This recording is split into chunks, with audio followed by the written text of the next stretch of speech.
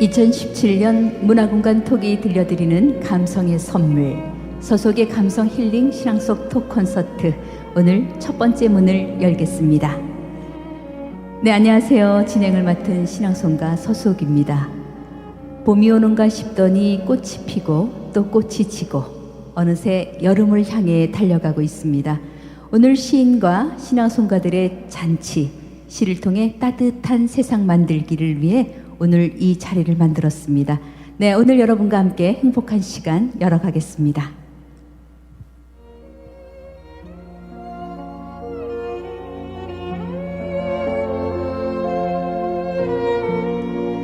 네, 오늘 1부 첫 출연자는 김부조 시인입니다. 네, 김부조 시인의 프로필을 좀 소개해 드릴까요? 네, 1957년 울산 출생, 전국 대학생 문예 소설대상, 소설 문예 대상이죠. 네, 1981년도 지구문학 신문왕 신인상으로 2009년에 수상을 하셨고요. 한국 산문 수필 신인상 2010년, 제3회 백교문학상을 2012년에 받으셨고, 제9회 후백 황금찬 시문학상 2016년도, 국가보훈처 호국보훈 문예 우수상 수상, 시집으로는 그리운 것은 아름답다, 어머니의 뒷모습, 그리움도 사랑이다, 또 컬럼집으로는 자신의 길을 찾아서가 있습니다. 네, 한국문인협회 시분과 회원으로 계시고요. 현재 울산 제1일보 김부조 컬럼을 연재 중에 계십니다. 네, 안녕하세요. 반갑습니다. 네. 김부조입니다. 이렇게 먼 길 와주셔서 너무 감사드리고요. 오늘 이렇게 시와 낭송과 함께하는 무대 첫 순서인데 첫 번째 시인으로 오심을 환영합니다. 감사합니다. 네, 특별한 거 아시죠? 네, 잘. 많이 좋아하는 거. 네. 정말 이렇게 이력도 대단하시고 수상도 많이 하셨는데 어떻게 시인의 길로 들어서게 되셨어요? 제가 정식 등단은 2009년에 했습니다. 네. 그러니까 늦깎이 등단이죠. 그런데 정식 등단은 2009년인데 더 거슬러 올라가면 학창 시절에 그 전국 대학생 문예, 네. 아까 소개해 주신 네. 대로 대학생 문예에서 소설 대상을 받았습니다. 네.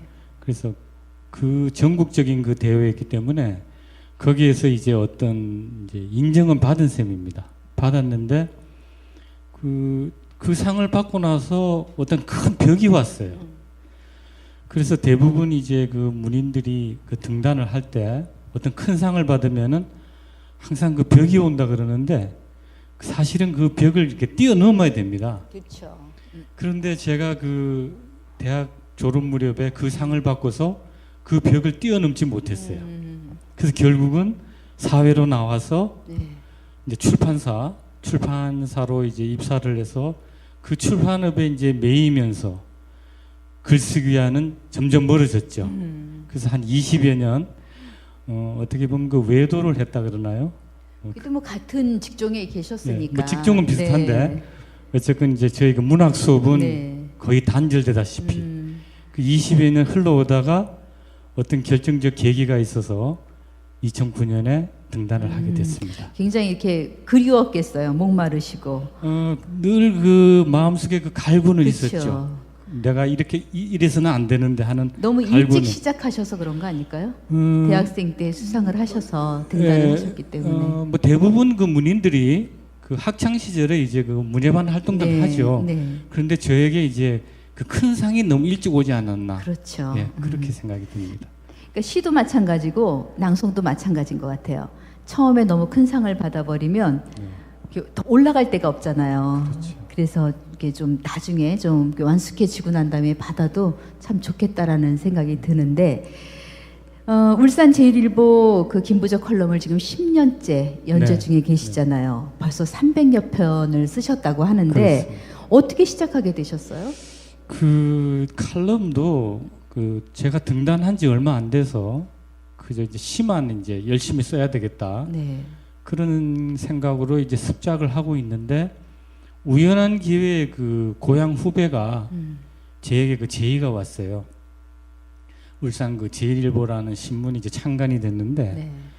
칼럼도 한번 써보지 않겠느냐고.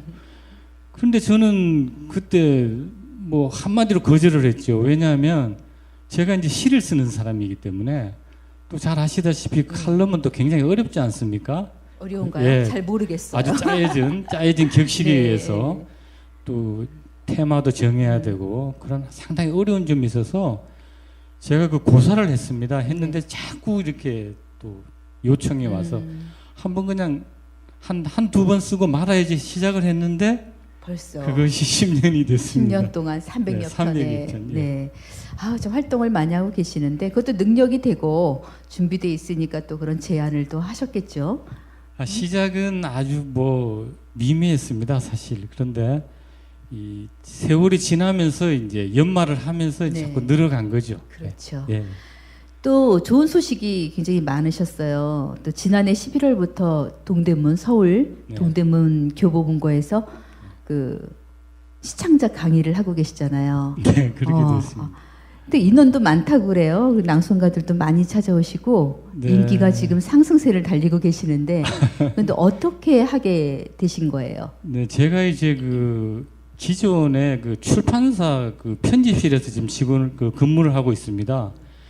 출판사 생활이 지금 근 30년인데요.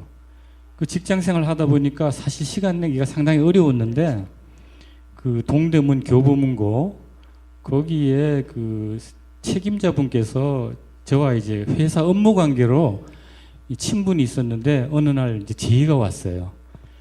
그래서 상당히 그 회사 근무 때문에 바쁘긴 하지만 한번 시간을 내서 시도를 했더니 저도 사실 한 번으로 끝내려고 그랬어요.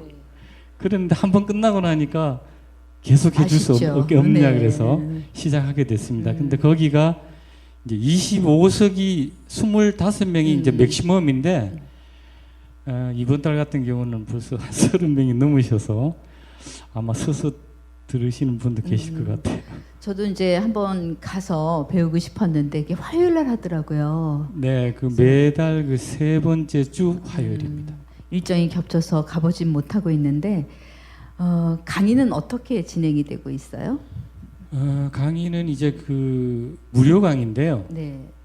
무료 강의다 보니까 그 매번 이제 참석하는 그 분들이 뭐 오시는 분도 계시지만 바뀌겠네요. 계속 네. 바뀌기 때문에 제가 어떤 일정한 스케줄을 잡고서 해드릴 수는 없어요.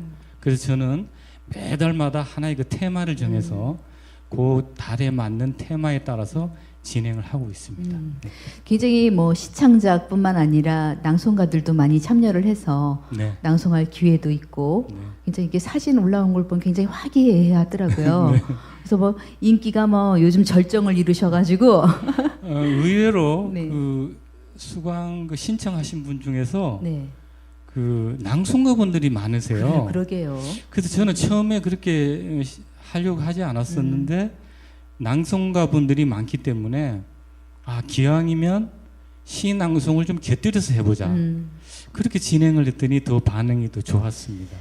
그러니까 뭐 시창작도 시인도 마찬가지고, 그러니까 낭송을 하려면 시를 기본적으로 알아야 또 낭송을 할 수 있다고 그러잖아요. 네. 그래서 요즘 낭송가들도 문학 쪽에 굉장히 관심이 많고 시를 또 공부하는 분들이 많이 계세요. 그래서 또 김부조 시인이 시집이 많이 발간이 됐고 유명세를 타니까 또 특강을 하신다니까 낭송가들이 많이 주변에 낭송가들이 많이 참여를 하시는 것 같아요.